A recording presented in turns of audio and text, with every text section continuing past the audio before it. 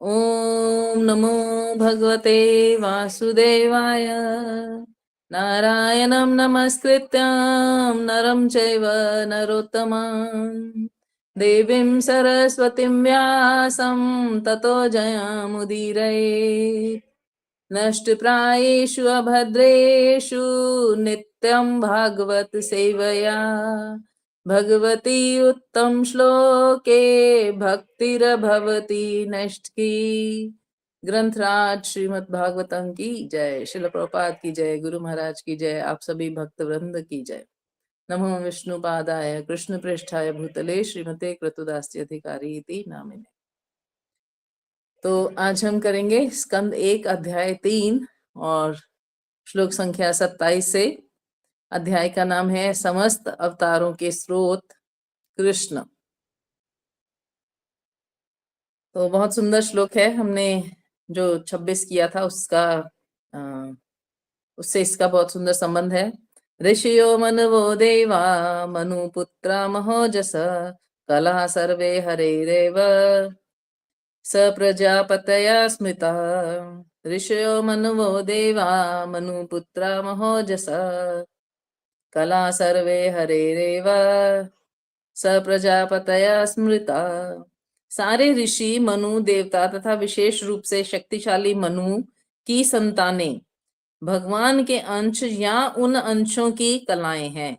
इनमें प्रजापति गण भी सम्मिलित हैं। तो यहाँ जितना भी हम पढ़ रहे हैं ब्रह्मा जी से लेकर उनकी सृष्टि में कौन कौन आया, कैसे कैसे आया, उन सब के बारे में सुत गोस्वामी कहते हैं कि ये सब कौन है? भगवान के अंश, कला या उनकी अंश की अंश, है ना। या तो भगवान के अंश है या भगवान के अंश की कला है। तो सब कुछ भगवान से है, पर भगवान का उसमें कितने परसेंट प्राकट्य है वो उसकी कार्य प्रणाली या उसके प्रयोजन पर निर्भर करता है। तो हमने पढ़ा जितने भी भगवान के अवतार हुए उनका कोई ना कोई प्रयोजन था। तो जैसे वराह अवतार का प्रयोजन था पृथ्वी को निकाल कर बाहर स्थापित करना, कक्षा में स्थापित करना। नारायण अवतार का प्रयोजन है तपस्या करके उनको हर चीज को अपनी जगह पे स्थापित रखना। कृष्ण अवतार का, बलराम अवतार का, राम अवतार का, हर अवतार का कोई ना कोई प्रयोजन है ना। तो प्रयोजन के हिसाब से उनकी शक्ति का प्राकट्य उस अवतार में होता है, प्रयोजन के अनुसार। तो जो अभिधेय है ना, जो सेवा है वो प्रयोजन के अनुसार होगी। यदि आपका प्रयोजन, यदि आपका लक्ष्य कुछ और है तो आपकी सेवा की पद्धति कुछ और होगी, है ना। यदि आपका लक्ष्य स्वर्ग जाना है तो आप देवताओं की सेवा करोगे, है ना, देवताओं की पूजा अर्चना भक्ति करोगे। परंतु यदि आपका लक्ष्य स्वर्ग ना होकर वैकुंठ है तो फिर आप किसकी भक्ति करोगे? भगवान विष्णु की भक्ति करोगे। तो इस प्रकार लक्ष्य के अनुसार प्रयोजन जो है वो सिद्ध होता है ना। प्रयोजन के अनुसार अभिधेय सिद्ध होता है, सॉरी, प्रयोजन के अनुसार अभिधेय सिद्ध होता है। तो यहाँ भगवान के बहुत सारे अवतारों की बात की गई और कहा गया कि अनेक अवतार हुए हैं, अनेक अनेक अवतार हुए हैं। तो भगवान कौन? हमने तो डिसाइड कर लिया ये भी अवतार, ये भी अवतार, ये भी अवतार, ये भी अवतार। तो क्या हम जान पाएंगे कभी कि भगवान कौन? हमने ये भी समझ लिया कि विष्णु से आते हैं सब अवतार, परंतु विष्णु भी कहीं से आए हैं। तो यहाँ पे ये निचोड़ निकाल के दिया गया है। एते च अंश कलह पुंस कृष्णस्तु भगवान स्वयं इंद्रारि व्याकुलम लोकम मृणयन्ति युगे युगे। उपयुक्त सारे अवतार या तो भगवान के पूर्णांश या पूर्णांश के अंश हैं, लेकिन श्री कृष्ण तो आदि पूर्ण पुरुषोत्तम भगवान है। वे सब विभिन्न लोकों में नास्तिकों द्वारा उपद्रव किए जाने पर प्रकट होते हैं। भगवान आस्तिकों की रक्षा करने के लिए अवतरित होते हैं। तो हर अवतार का कोई ना कोई प्रयोजन है। तो कृष्ण अवतार का भी प्रयोजन है। कृष्ण क्यों अवतरित हुए? अवतार मतलब कहीं कोई चीज है और वो उतर कर नीचे आई है। है ना, अवतरित हो गई, यानी अपने वैकुंठ में भगवान हैं, आनंद कर रहे हैं उस रूप में, और अब नीचे आकर भौतिक जगत में कोई प्रयोजन सिद्ध किया और वापस अपने धाम में स्थापित हो गए। अवतरित हुए थे और अब निस्तारित हो गए। तो कृष्ण जो है वो स्वयं भगवान है, और उनके अवतरित होने का प्रयोजन क्या है? इंद्रारी व्याकुलम लोकम। इंद्र आदि के जो शत्रु हैं, इंद्र आदि के शत्रु, इंद्र आदि देवताओं के, यानी इंद्र को देवों का राजा कहा गया है ना, तो देवताओं के राजा के जो शत्रु हैं, तो ऑब्वियसली वो कौन है? नास्तिक लोग हैं। तो वो लोग जब उनको परेशान करते हैं, तो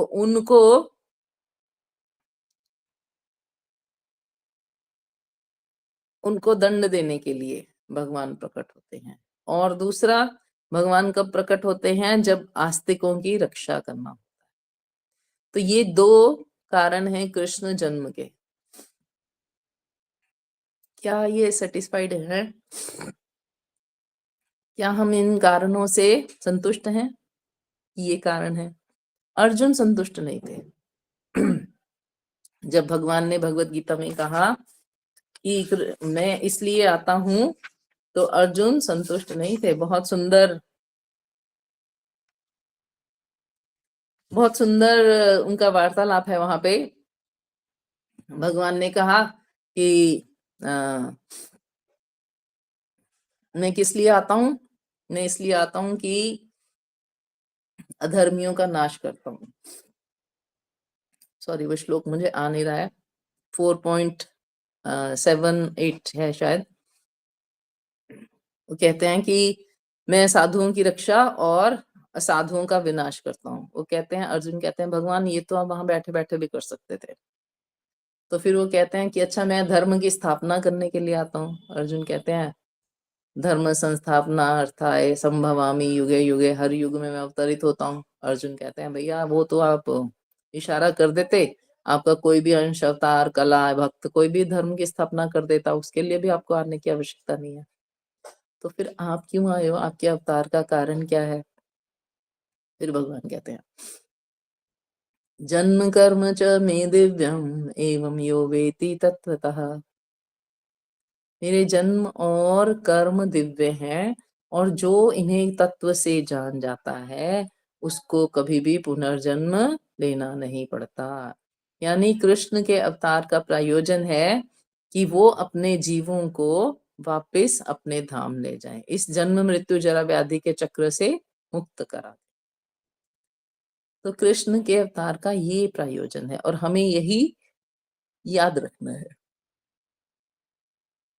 अगर हम ये प्रयोजन याद रखते हैं, तो हमारा और कृष्ण का संबंध जो है ना, वो बहुत दृढ़ होता है। क्योंकि हमें पता है वो किस लिए आए हैं। वो हमें अपने घर वापस ले जाने के लिए आए हैं, और हमें तैयारी करनी है वापस जाने की। जो जो लोग तैयारी कर लेंगे वो उनको ले जाएंगे, जो लोग तैयारी नहीं कर पाएंगे वो यहीं छूट जाएंगे। फिर से कृष्ण पुनः आएंगे उनको ले जाने के लिए, पर उसमें कितना? उसमें 4 अरब वर्ष का समय चला जाएगा। ब्रह्मा जी के एक दिन में कृष्ण एक ही बार आते हैं।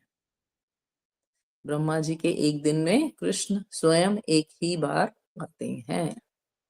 ब्रह्मा जी के एक दिन की जो हमारे गणना के हिसाब से आयु है, वो है 4 अरब वर्ष लगभग। तो आप सोचिए, 4 अरब वर्ष के बाद भगवान आएंगे लेने के लिए। क्या हम अभी चले जाएं या इतना इंतजार करें? 4 अरब वर्ष की रात भी है ब्रह्मा जी की। तो 8 अरब वर्ष के बाद जाना है या अभी जाना है, ये आपको डिसाइड करना है। तो यहाँ पे एक बहुत सुंदर बात है कि भगवान इसलिए आते हैं कि अपने भक्तों को वापस ले जाएं। तो क्या केवल भगवान, अब भगवान तो चले गए, है ना? हमारे मन में ये आ सकता है कि भगवान तो 5000 साल पहले आए थे और चले गए। तो भगवान अपने पीछे अपना नाम, अपनी लीला, अपना रूप, गुण, अपने पार्षद छोड़ के जाते हैं। भगवान धराधाम से अदृश्य हुए हैं, परंतु वो अभी भी नाम रूप गुण लीला के माध्यम से यहाँ विराजमान है। उनकी नाम रूप गुण लीला अगर हम मनन करेंगे तो फिर हमारा कल्याण हो जाएगा, हम पुनः उनके साथ भगवत धाम जा सकते हैं। क्योंकि भगवान की तरह भगवान का नाम रूप गुण लीला सब क्या है, दिव्य है ना। तो यहाँ श्रील प्रभुपाद बहुत सुंदर बात कहते हैं, जो भगवान है ना, भगवान के अवतार सीमित शक्ति का ही प्रदर्शन करते हैं, क्योंकि उस समय उतनी ही शक्ति की आवश्यकता होती है। हम सोचें कृष्ण में तो 16 कलाएं हैं, राम में 14, नहीं, राम जी ने 14 प्रकट करी थी या 12 जितनी भी, तो उन्होंने उतनी प्रकट करी थी तो पूरी। ऐसे नरसिंह देव में पूरी सारी कलाएं थी, परंतु उनको एक केवल रौद्र रूप प्रकट करना था, तो वही कला उन्होंने प्रकट की, है ना। ऐसे वराह भगवान को एक ही रूप प्रकट करना था कि पृथ्वी की रक्षा करना है, कीचड़ में से उसको ढूंढना है, तो उन्होंने वही एक शक्ति प्रकट की। तो भगवान जिस अवतार में आते हैं उस अवतार के प्रायोजन के अनुसार शक्ति प्रकट करते हैं, विदय प्रकट करते हैं।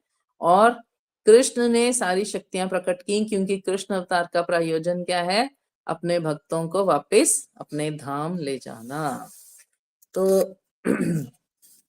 यहाँ पे एक बहुत सुंदर बात कही गई है कि कृष्ण ना अपना जो अवतार है, विस्तार है, वो अंश कला कण के रूप में स्वयं रूप, स्वयं प्रकाश, तद एकात्मा, प्राभव, वैभव, विलास, अवतार, आवेश, जीव के नाम से कर रखा है। तो सारे जीव भी कृष्ण का अवतार है, सारे जीव भी क्या है, कृष्ण का अवतार है। तो ये अनगिनत शक्तियों से युक्त हैं और तत्संबंधी स्वरूपों एवं व्यक्तित्वों के लिए सर्वथा उपयुक्त होते हैं। तो कृष्ण सर्वदा उपयुक्त है, किसी भी व्यक्ति के लिए, किसी भी जीव के लिए, किसी भी परिस्थिति के लिए। कई कई चीजें उपयुक्त नहीं है, कई कई अवतार उपयुक्त नहीं है ना। तो कृष्ण पूर्ण रूप से सबके लिए उपयुक्त हैं। कैसे हम इसको समझ सकते हैं? अगर हम वामन अवतार लें तो वामन अवतार में भगवान ने रौद्र रूप नहीं दिखाया, सौम्य रूप दिखाया। और अगर हम नरसिंह अवतार लें तो उसमें सौम्य रूप नहीं दिखाया, अद्भुत नरसिंह रूप दिखाया। तो इस प्रकार, परंतु कृष्ण जन्म में उन्होंने रौद्र रूप भी दिखा दिया। और अब सोचो, युद्ध किया तो रौद्र रूप था, और प्रेम किया तो सौम्य रूप था, प्रेम वाला रूप था। तो कृष्ण अवतार में भगवान ने सब कुछ दिखाया, है ना। तो इस प्रकार श्रील प्रभुपाद कहते हैं, जो जीव है वो काल क्रम में ब्रह्मा बन सकता है। काल क्रम में कोई भी जीव ब्रह्मा बन सकता है, बहुत तपस्या करेगा, बहुत जन्मों तक भगवान की भक्ति करता रहेगा, अपनी इंद्रियों को संकुचित कर लेगा, जो जो भी गुण है उनको डेवलप कर लेगा। परंतु कृष्ण कोई नहीं बन सकता, विष्णु कोई नहीं बन सकता। क्यों? क्योंकि वो ऑलरेडी उनके अंश हैं। अंश कभी अंशी नहीं हो सकता, अंश अंश ही रहेगा। जैसे गन्ने का एक टुकड़ा कभी पूरा गन्ना नहीं बन सकता, वो टुकड़ा ही रहेगा, है ना। इसी प्रकार अंश अंश ही रहेगा, कभी अंशी नहीं बन सकता, सेम नहीं हो सकता बिल्कुल, उसमें भेदाभेद तत्व रहेगा ही। तो उसके अगले श्लोक में, श्लोक संख्या 29 में कहते, तो ये प्रोजेक्ट, ये हमारा होमवर्क है कि हमें ये वाला श्लोक याद करना है। क्योंकि गुरु महाराज कहते हैं भागवतम के कुछ श्लोक आपको हमेशा याद होने चाहिए। अगर आपसे पूछे कोई भगवान कौन, आपको कृष्ण को पूछे, मैं तो नहीं मानता, तो आपको भागवतम में लिखा है एते चंश कला पुंसा कृष्णस्तु भगवान स्वयं। हम थोड़ी मनमाना कह रहे हैं, भागवतम में लिखा है। वो बोले भागवतम में तो और भी बहुत कुछ लिखा है, सब बुक्स में लिखा है, तो फिर हम तुरंत प्रमाण देंगे, ब्रह्म संहिता में भी लिखा है ईश्वर परम कृष्ण सच्चिदानंद विग्रह आदि, है ना, गोविंद सर्व कारण कारणम। तो भैया ब्रह्म संहिता में भी लिखा है। ब्रह्म संहिता तो पता नहीं कहाँ है, क्या है क्या नहीं।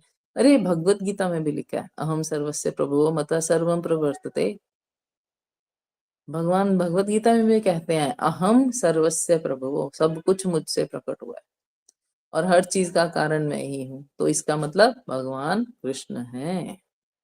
तो इसलिए कुछ श्लोकास हमें मेमोराइज करना चाहिए, याद करना चाहिए। तो ये 1-3-28 ये भी हमें याद करना है। पहले हमने किया था 1-2-6 एंड 1-18, है ना, नारायणम नमस्कृत्यम और नष्ट प्रायेषु भद्रेषु, पहले ये दो थे। अब ये तीसरा श्लोक है जो गुरु महाराज कहते हैं आपको रटा होना चाहिए। एते च अंश कला पुंसा कृष्णस्तु भगवान स्वयं इंद्रारि व्याकुलम लोकम मृण्यन्ति युगे युगे। तो ये हमें याद करके रखना है। तो श्लोक संख्या 29 में कहते हैं, जन्म गुह्यम भगवतः य एतत् प्रयतो नरः सायं प्रातः गृह्णन् भक्तया दुःखग्राम विमुच्यते। जब कोई भी भगवान के गुह्य अवतारों का सावधानी पूर्वक प्रतिदिन सुबह तथा शाम को पाठ करता है, वह जीवन के समस्त दुखों से छूट जाता है। तो क्या क्या करना है दुखों से छूटने के लिए? किसी को दुख है? हाँ है। तो छूटने का उपाय क्या है? हम तो दुख निवृत्ति चाहते हैं, हमारे दुख हट जाए। तो दुखों से छूटने का उपाय है कृष्ण के गुह्य अवतारों की पाठ करना, उनको याद करना सुबह शाम। तो यहाँ पे श्रील प्रभुपाद कहते हैं, भगवान ने भगवत गीता में घोषणा दी की है, जो कोई उनके दिव्य जन्म तथा कर्म के को तत्व से जानता है, वह इस अस्थाई भौतिक संसार से छूटकर भगवत धाम को जाता है। तो जन्म कर्म च मे दिव्यम एवं यो वेति तत्वतः, है ना, ना एति अर्जुन ना एति सो एति पुनर्जन्म न विद्यते। कुछ ऐसा है कि हे अर्जुन, उसका दोबारा इस धराधाम पर जन्म नहीं होगा, वो दुख से परमानेंट छूट जाएगा, टेम्परेरी नहीं। केवल हमारे भौतिक दुख नहीं खत्म होंगे, भौतिक जीवन ही समाप्त हो जाएगा अगर हम भगवान के अवतारों की चर्चा करेंगे। तो कैसे करें चर्चा? यहाँ तो लिखा है सुबह शाम पढ़ें। तो ये जो भागवतम हम पढ़ रहे हैं ना, ये हम क्या कर रहे हैं? भगवान के गुह्य दिव्य अवतारों की चर्चा कर रहे हैं। तो यदि आप इसको सुबह और शाम या सुबह या शाम या जैसे भी करते हैं, नित्यम भागवत सेव्या, रोज इसको कहीं ना कहीं से भी टच करते हैं भागवतम को, तो आपका कार्य सिद्ध हो जाएगा, जन्म मृत्यु जरा व्याधि से मुक्ति हो जाएगी। अब सोचिए कितनी बड़ी बात है ये। लोग कितना प्रयास करते हैं, कितना प्रयास करते हैं कि हम दुखों में ना पड़े, दोबारा वापस हमारा जन्म ना हो, परंतु ये सरल सा उपाय हम नहीं कर पाते कि हम भागवतम के शरणागत हो जाए, कि हमें नियम पूर्वक भागवतम पढ़ना ही पढ़ना है। श्रील प्रभुपाद ने इसीलिए ये नियम बनाया कि हर मंदिर में, हर सेंटर में सुबह श्रीमद् भागवतम और शाम को श्रीमद् भगवत गीता की कक्षा रहेगी ही। जो भी अटेंड करेगा वो भगवत धाम जाएगा। सिंपल लॉजिक है ना। तो श्लोक संख्या 30 में कहते हैं, एतत् रूपम भगवत ही रूपस्य चिदात्मनः माया गुणैर्विर्चितम महत् आदि भी आत्मनि। भगवान के विराट रूप की धारणा जिसमें वे इस भौतिक जगत में प्रकट होते हैं काल्पनिक है। यह तो अल्पज्ञों तथा नवदीक्षितों को भगवान के रूप की धारणा में प्रवेश कराने के लिए है, लेकिन वस्तुतः भगवान का कोई भौतिक रूप नहीं होता।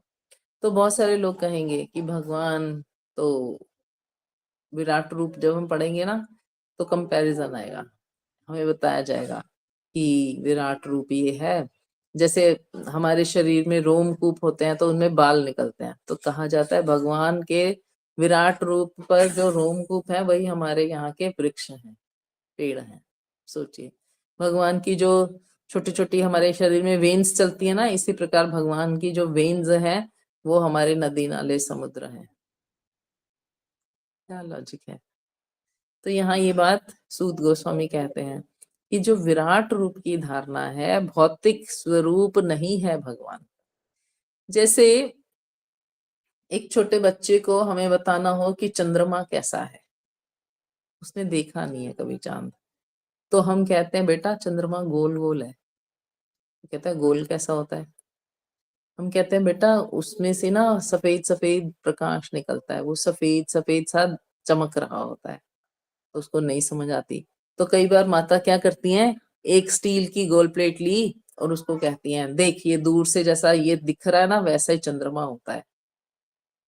अब बच्चा क्या करता है, मनन करता है कि दूर से ये प्लेट ऐसी दिख रही है, राउंड सर्कल दिख रहा है और उसमें से हल्की हल्की रोशनी आ रही है, क्योंकि वो चमक रही है तो हल्की हल्की रोशनी आ रही है।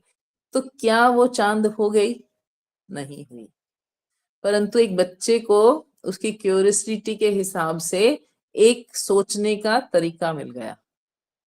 तो इसी प्रकार शास्त्र हमें भगवान के भौतिक स्वरूप के बारे में थोड़ा बहुत बताता है, वो एक्चुअली है नहीं। वो हमें कंपैरिजन करके हम उस स्वरूप का चिंतन करने लग जाएं और धीरे धीरे दिव्य स्वरूप तक पहुंचे, इसीलिए हमें वो बताया जाए। तो भगवान का विराट रूप क्या है, भौतिक रूप क्या है, केवल हमें चिंतन के लिए दिया गया कंपैरिजन है। एक्चुअली वो विराट रूप भगवान का भौतिक स्वरूप नहीं है, क्योंकि भगवान क्या है, चिन्मय है ना। भगवान चिंतन से परे हैं। हम सोच नहीं सकते कि भगवान का शरीर कैसा हो सकता है। जी, इसके अगले श्लोक में कहते हैं, यथा नभसी में घोघा रेणु वा पार्थिवो पार्थिवो अनले एवं दृष्टि दृश्यत्वम आरोपितम अबुद्धिभी। बादल तथा धूल वायु द्वारा ले जाए जाते हैं, लेकिन अल्पज्ञ लोग कहते हैं कि आकाश मेघाच्छादित है और वायु धूलि में है। इस प्रकार वे लोग आत्मा के विषय में भी भौतिक शरीर की धारणाओं का आरोपण करते हैं। तो यहाँ दो बहुत सुंदर उदाहरण हैं,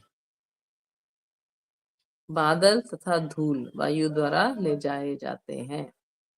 जब हवा चलती है तो हम देखते हैं बादल हवा के साथ उड़ते हैं, और अगर वो आकाश में छा जाते हैं तो हम क्या कहते हैं, आकाश छुप गया बादल के पीछे। क्या ऐसा होता है? इतना बड़ा आकाश एक छोटे से बादल के पीछे छुप सकता है? नहीं छुप सकता। एक्चुअली बादल ने हमारी आईज के व्यू को ढक लिया है। हमारी आंख का जो व्यू था वो छोटा था ना, बादलों के सामने आया, उसने उसको ढक लिया। अब हमें आसमान दिखाई नहीं दे रहा, तो हमने क्या कह दिया, बादल बड़ा है आसमान छोटा है, इसीलिए तो आकाश दिखाई नहीं दे रहा। दूसरा उदाहरण है रेणुर्वा पार्थिवो अनिले। जैसे धूली में वायु होती है ना, वायु में धूल होती है, वायु धूल को कैरी कर लेती है और आंधी की तरह चलती है तो हमें कुछ दिखाई नहीं देता, तो हम क्या कहते हैं, वायु धूमिल हो गई। हवा गंदी है, क्या हवा गंदी होती है? नहीं, हवा तो गंदी नहीं होती। जैसे वो टिकेगी वायु, रजकण जो है, रेतकण जो है वो नीचे टिक जाएंगे, है ना, और वायु फिर पुनः ट्रांसपेरेंट हो जाएगी। तो इसी प्रकार हम क्या मान सकते हैं, भगवान को हम समझ नहीं सकते, उनके दिव्य स्वरूप को, उनकी व्यवस्थाओं को हम समझ नहीं सकते अपनी छोटी बुद्धि से। परंतु जब भगवान जनाने पे आएंगे, जब भगवान हमें ये ज्ञान देने पे आएंगे, तो आपको उनका सारा स्वरूप समझ में आ जाएगा, हमें उनका सारा स्वरूप समझ में आ जाएगा, है ना। तो ये दो एग्जाम्पल हैं कि एक हमारी आंखों के आगे बादल आया, हमने सोचा आकाश में ढक्कन लग गया, आकाश ढक गया पूरा। और दूसरा, कभी कभी क्या है, वायु में रजकण होते हैं, रेत होती है, इसकी वजह से कुछ आर पार दिखाई नहीं देता, परंतु उसे वायु गंदी नहीं होती। तो इसी प्रकार भगवान की दो प्रकार की माया है। एक माया है जो आध्यात्मिक शक्ति है, जो भगवान को भुला देती है कि मैं भगवान हूं, और दूसरी भौतिक शक्ति है दुर्गा देवी, वो जीव को भुला देती है कि तुम भगवान का अंश हो। तो ये दो कारणों से क्या हो जाता है, भगवान और जीव, जीव भगवान से विमुख हो जाता है और अपनी मनमानी करने लगता है ना। तो दो उदाहरण यहाँ पे दिए गए हैं, एक आकाश दिखाई नहीं दे रहा बादल की वजह से, दूसरा हम स्वयं को ही अनुभव नहीं कर पा रहे क्योंकि वायु में रेतकण है, हम सामने वाली चीज को ही नहीं देख पा रहे। धूल की तो बात ही छोड़ दो, है ना। अगर दर्पण में भी धूल होती है तो हम देख नहीं पाते अपने आप को। तो इसी प्रकार यहाँ एक और उदाहरण दिया गया है। श्रील प्रभुपाद कहते हैं, जब कोई व्यक्ति अपनी कार में बैठकर कहीं जाता है जिसे आसानी से देखा जा सकता है, तो उस कार की पहचान उसमें बैठे व्यक्ति से की जाती है। जैसे राष्ट्रपति अपनी विशिष्ट कार में बैठकर कहीं जाता है तो हम कहते हैं वह रहा राष्ट्रपति। दिखाई नहीं दे रहा राष्ट्रपति, परंतु हमने क्या बोला, कार को देख के ही बोल दिया कि ये राष्ट्रपति हैं। तो इसी प्रकार भगवान के दर्शन करने के लिए लोगों में बड़ी आतुरता होती है कि हम कैसे उनका ध्यान करें। कैसे ध्यान करें, ध्यान इधर उधर भटक जाता है क्योंकि हमें भगवान के बारे में पता ही नहीं है। तो इसलिए भौतिक अवधारणा को दिया गया है, ताकि जब हम जप करें, पूजा अर्चना करें तो उनका ध्यान करें और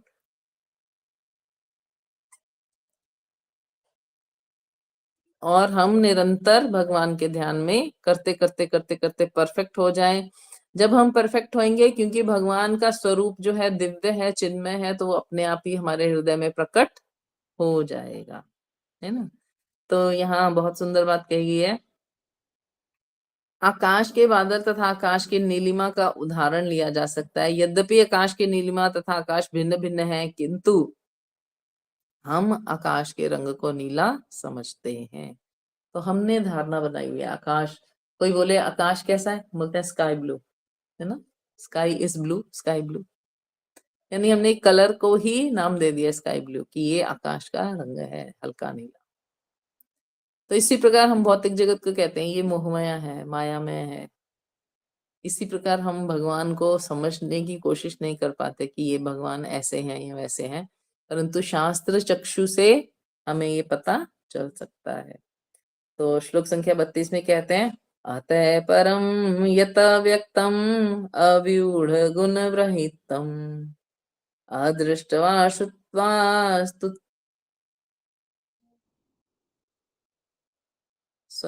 अदृष्टा श्रुत वस्तुत्वात् सजीव यत पुनर्भव।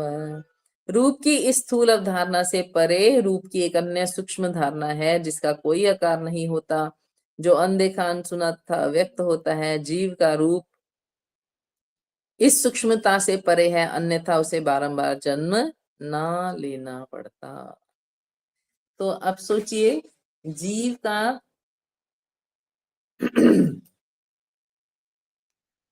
जो स्वरूप है वो क्या है, अलग है, और शरीर अलग है। स्थूल शरीर, सूक्ष्म शरीर और जीव। हम जो है ना, अगर मैं कहती हूँ मैं, तो मैं में क्या है, मैं जो आत्मा हूं, ऊपर जो मेरी आदतें हैं, जो मेरे संस्कार हैं, उनका सूक्ष्म कवर चढ़ा हुआ है ना। जो मैंने पिछले जन्मों में संस्कार इकट्ठे किए हैं, इस जन्म में अभी तक के जो संस्कार इकट्ठे किए हैं, एकत्रित किए हैं। संस्कार क्या होते हैं, आदत, आसक्ति, है ना, वो संस्कार बन जाते हैं। जैसे मेरी आसक्ति अपने पुत्र में, पति में, घर में, तो मेरा संस्कार बन गई है। अब मेरा शरीर उसी हिसाब से कार्य कर रहा है ना।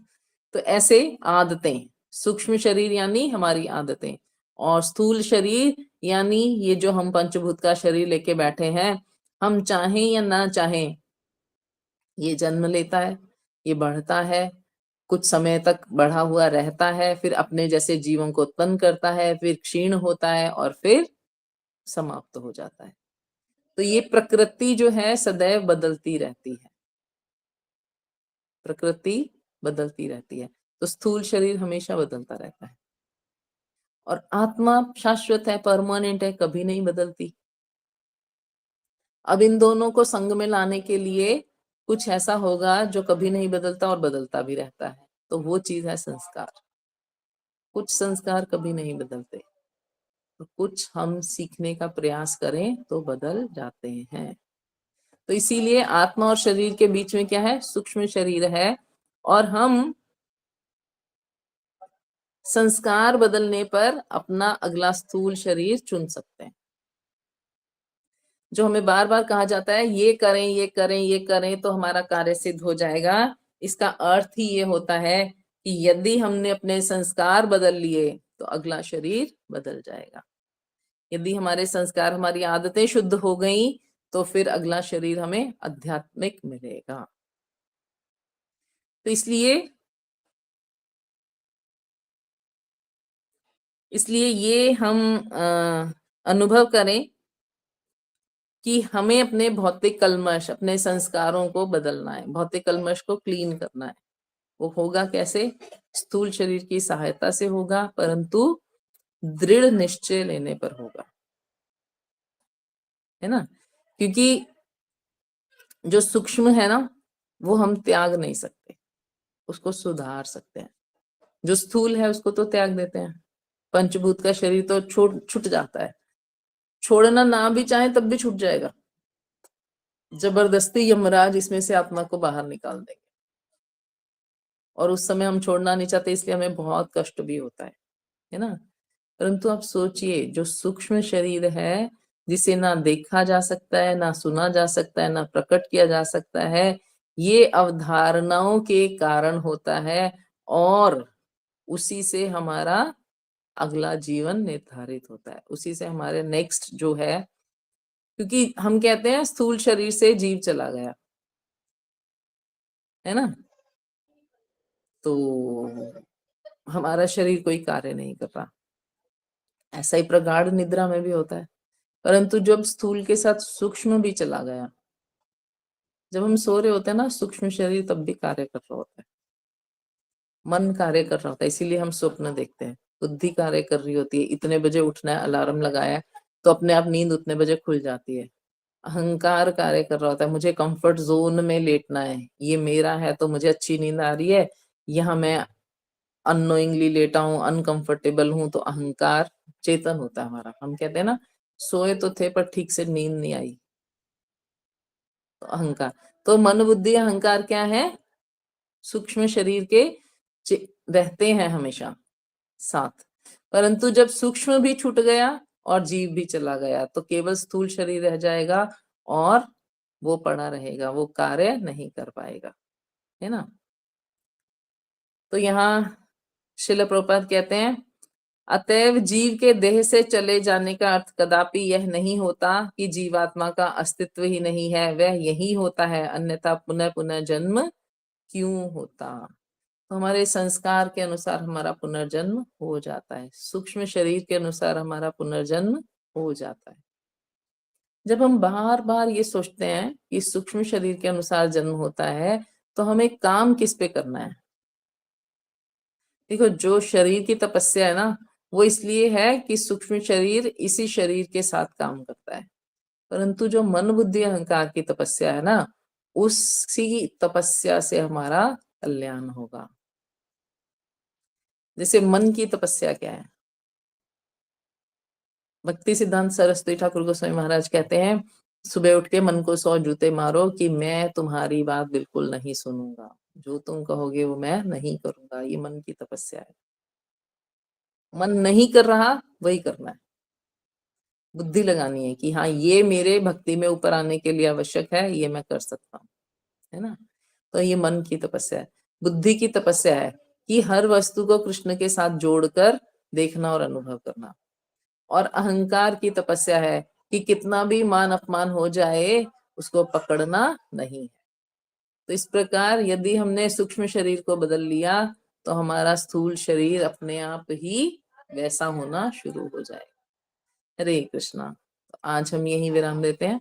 पंचाकल्पतरुभ्यश्च कृपा सिंधुभ्यैव च पतितानां पावनेभ्यो वैष्णवेभ्यो नमो नमः। अनंत कोटि वैष्णव वृंद की जय। श्रील प्रभुपाद की जय। गुरु महाराज की जय। आप सभी भक्त वृंद की जय। हरे कृष्ण।